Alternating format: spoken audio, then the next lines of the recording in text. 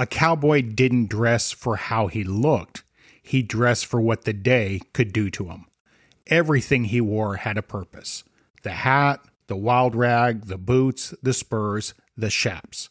Today, most folks see cowboy gear and think style. A look, a silhouette, a brand. But out on the range, that's not where it started. A hat kept the sun off your face. A wild rag cut the wind and dust. Boots kept you in the saddle. Chaps saved your legs. And spurs, they weren't for decoration. They were communication. A working cowboy didn't get dressed to make a statement. He got dressed to do a job. And if a piece of gear didn't help him do it, it didn't stay with him long. Because out on the frontier, the wrong gear could wear you down, slow you up, get you hurt, or leave you wishing by noon you'd thought harder before daylight.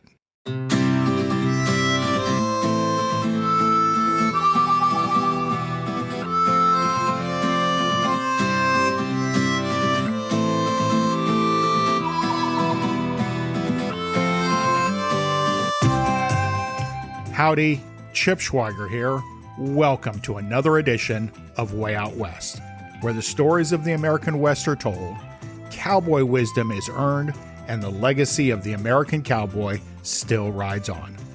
Picture the first light of day out on the range. The air still cool, leather still stiff from yesterday's work, a saddle waiting in the half dark, a horse shifting his weight in the quiet, and a cowboy getting ready. Not for a photograph, not for a crowd, not for some polished idea of the West. He's getting ready for weather, for miles, for brush, for rope for cattle, for the chance that the day might turn hard in a hurry. That's something I think gets missed now. We live in a time when cowboy gear is everywhere, in ads, in fashion, in country concerts, in social media feeds. And I get it. There's something timeless about it, something sharp, something recognizable. And the Yellowstone effect is in full force. But the reason it became recognizable in the first place is because it worked. That's what made it last. After the episode, check out the show notes at wayoutwestpod.com/cowboy gear.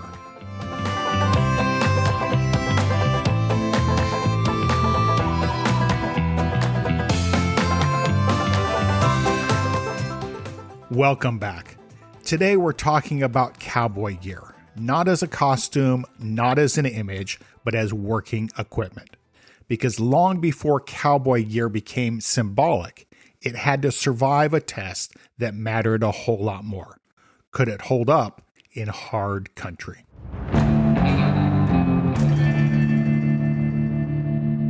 When most people picture a cowboy, they picture the outline first. The hat, the boots, maybe the spurs jangling a little, maybe a wild rag at the neck, maybe a pair of chaps over denim.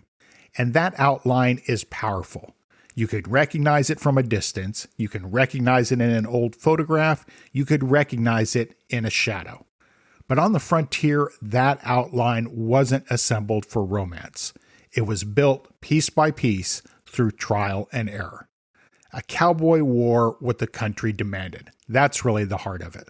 The American West wasn't gentle on clothing, or skin, or horses, or men. The work was physical, the weather was unpredictable, the land could be open 1 mile and full of thorns the next. And cowboys didn't live in some permanent heroic pose. They sweated, they froze, they got soaked, they got dusty, they got rubbed raw by saddles, ropes, wind, and long hours. So the gear mattered a lot. If you're going to spend day after day horseback, handling cattle, crossing rough country, and dealing with whatever the sky decided to throw at you, you needed clothing and equipment that solved problems. That's what cowboy gear was, problem-solving gear. And to me, that makes it even more interesting, because it tells us something bigger about the cowboy himself. He was practical. He might take pride in how he looked, sure. But first, he had to take pride in being ready. That Old West lesson still lands, by the way. Use things that earn their place.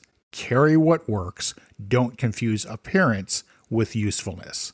The cowboy couldn't afford that mistake, and honestly, neither can we.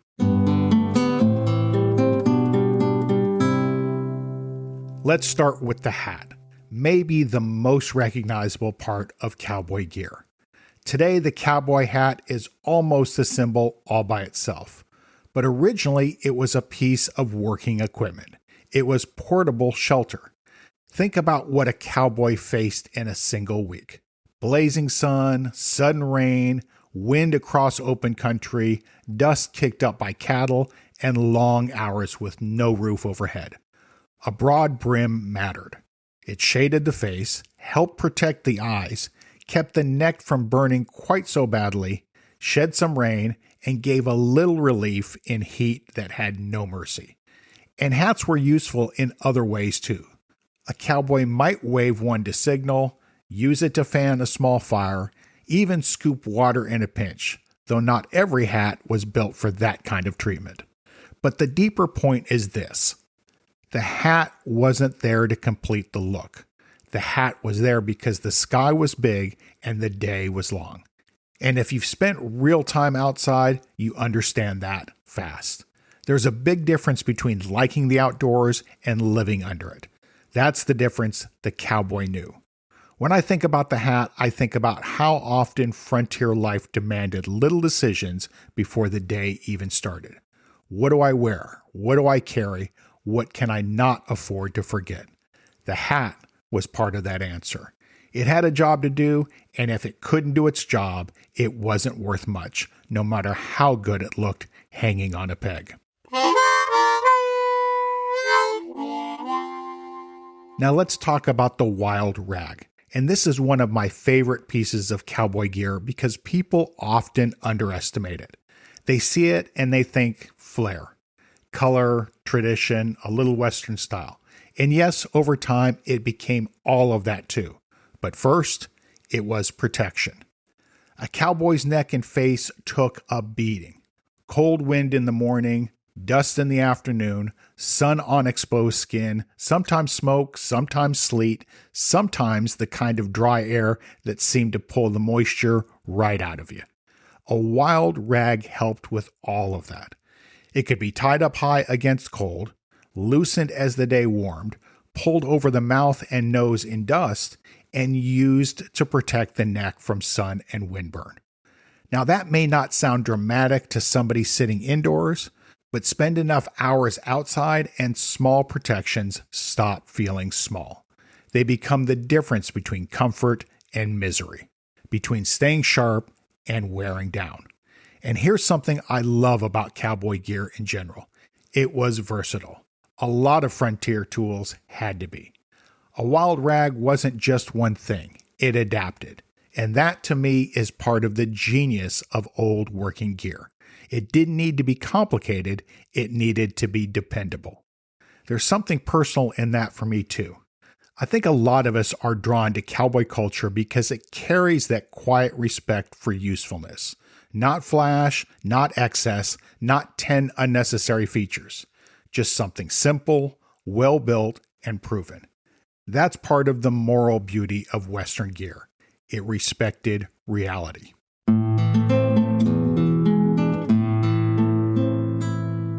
Now the boots. No piece of cowboy gear may be more misunderstood. Because boots are so popular now as fashion, it's easy to forget how directly they were shaped by riding. The heel mattered. That wasn't random.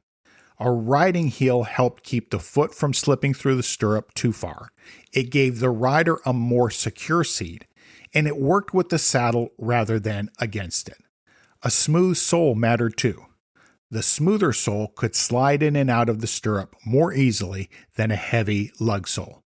The shaft helped protect the lower leg from brush, friction, and the rub of leather. And boots held up better than lighter shoes in hard use. And this is one of those places where form followed function in a very direct way. Cowboy boots look like cowboy boots because the work demanded it. Not because somebody sat down and said, let's invent an icon. The icon came later. The work came first. And that's worth remembering. because it happens again and again in Western life. The things that became beautiful often became beautiful because they were shaped by necessity. That's true of saddles, true of spurs, of ropes, of hats, and true of boots. There's a kind of honesty in that, and I admire it. A cowboy's boots were going to get scuffed, dusted, sweated in, broken in the real way, not the decorative way. You can almost read a man's life in his boots. How much he rode, how much he walked, what kind of country he crossed. And that's one reason cowboy gear still has weight to it. It carries the memory of labor. Now, let's get to spurs. And this one really matters because spurs are often misunderstood by people outside horsemanship. They hear the jingle, they see the metal, they assume harshness. But in skilled hands, spurs were not about cruelty. They were about communication. A rider needed ways to cue a horse with precision. Hands did part of that work, seat did part of that work, legs did part of that work. Spurs refined that language. They weren't meant to replace horsemanship, they were meant to serve it. And on a working ranch or on an open trail, that mattered. Because a cowboy and his horse were partners in very difficult work. Turning cattle, holding pressure, navigating brush, covering distance, reacting fast. That relationship had to be responsive. A good horseman didn't use more cue than he needed, and that's an important distinction. The best working traditions of the West valued feel. Timing, judgment, restraint. Not noise, not force for the sake of force. So yes, spurs became part of the cowboy image, but first they were part of the horseman's toolkit. Useful, specialized, intentional. And honestly, I think there's a larger lesson there too.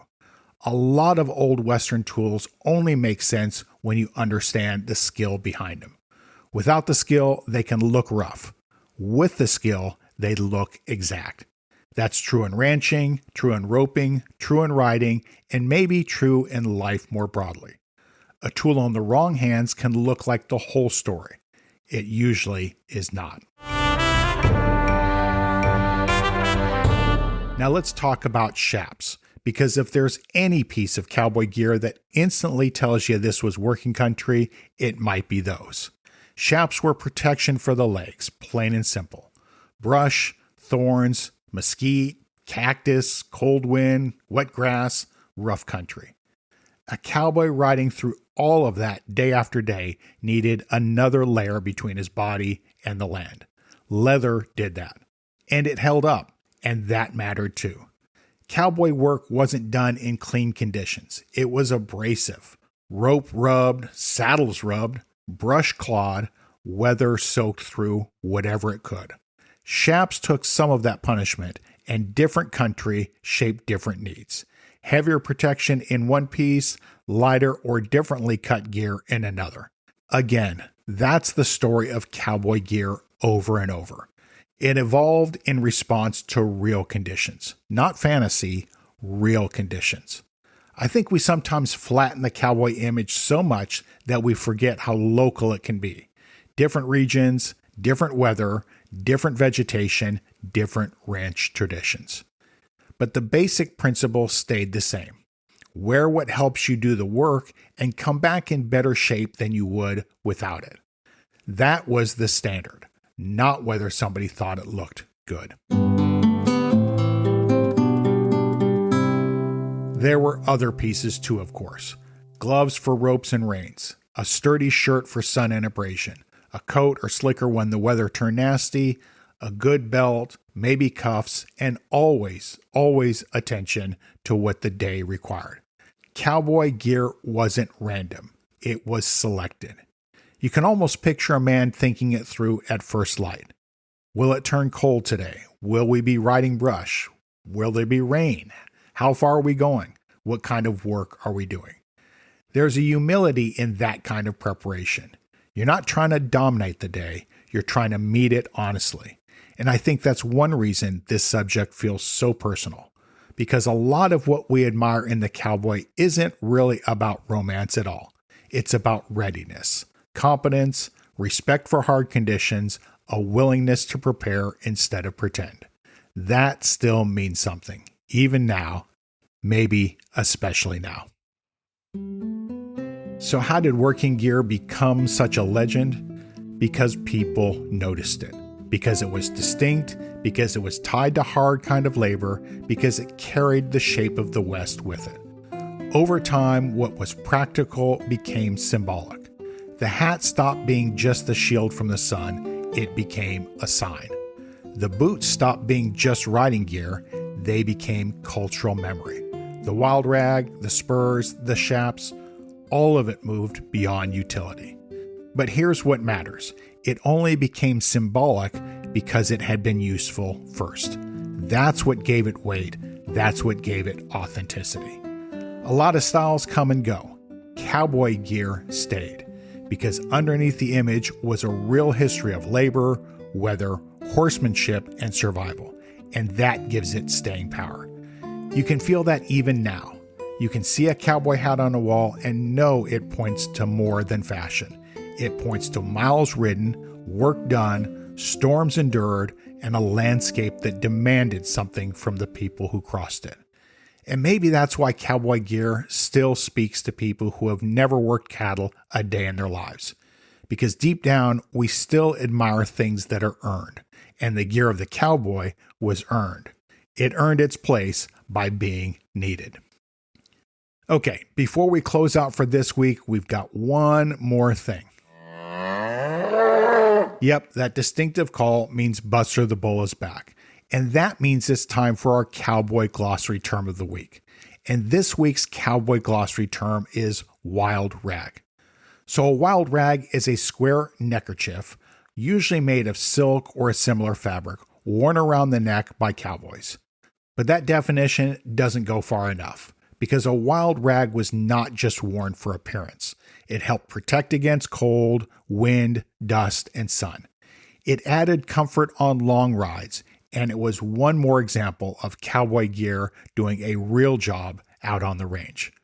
So when you see a wild rag, don't just think style. Think weather, think dust, think long days horseback, think function first. What a cowboy wore was never just for looks. That's the truth of it. Every piece had a reason. The hat for sun and rain, the wild rag for wind and dust, the boots for the stirrup, the spurs for communication, the chaps for brush and rough country. None of it began as decoration. It began as an answer. An answer to weather, an answer to labor, an answer to the hard fact that the West was beautiful, but it wasn't easy. And I think that's the part of why this subject still matters. Because cowboy gear reminds us of something larger. The most lasting things are often the things that prove themselves useful first. They earn their place, just like people do. And maybe that's one reason the cowboy still means something to all of us. Not because of the image alone, but because behind the image was a man trying to be ready for the day in front of him. And that, my friend, is a lesson that still rides on. Well, that's about all for this episode of Way Out West. I appreciate you taking time out of your day to spend with me. If you've enjoyed this episode, make sure you're subscribed wherever you get podcasts. And consider dropping us a quick review on Apple or Spotify.